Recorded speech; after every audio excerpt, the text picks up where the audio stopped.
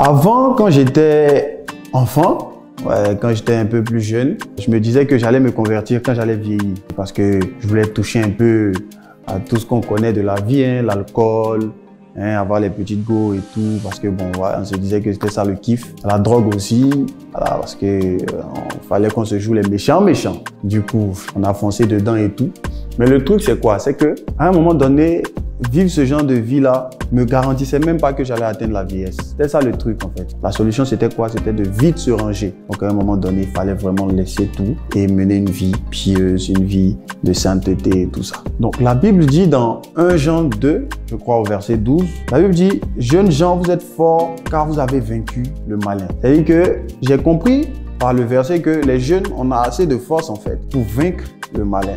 Donc, il y a quelque chose de particulier dans la jeunesse qui fait qu'on peut vaincre le malin. Et cette chose-là, c'est quoi? C'est la force. J'ai compris en fait que quand on est jeune, on a la force d'évangéliser, on a la force d'entreprendre pour le royaume des cieux, on a la force de servir dans le temple, de soulever les chaises et tout ça. Donc, le diable se lève justement quand on est jeune pour attaquer cette force-là, pour diriger cette force-là ailleurs. C'est pour ça que les jeunes sont beaucoup combattus. Tu vas rarement voir des gens commencer à fumer peut-être quand ils sont enfants ou quand ils sont vieux. Tout se passe dans la jeunesse. Voilà.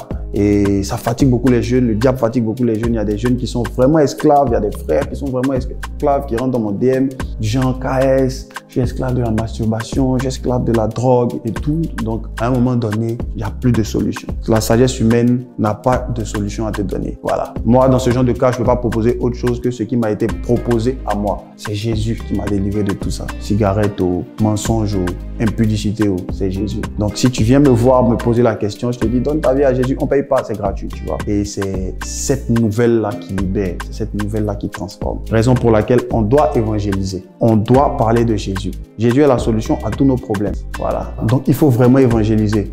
Mais au cas où tu ne maîtrises pas tout, au cas où tu ne sais pas comment t'y prendre vraiment, tu n'as pas les mots pour évangéliser, il y a des organisations qui existent pour ça. Moi, personnellement, je fais partie du ministère Message de Vie, qui est un ministère chargé de l'évangélisation pour le salut des âmes.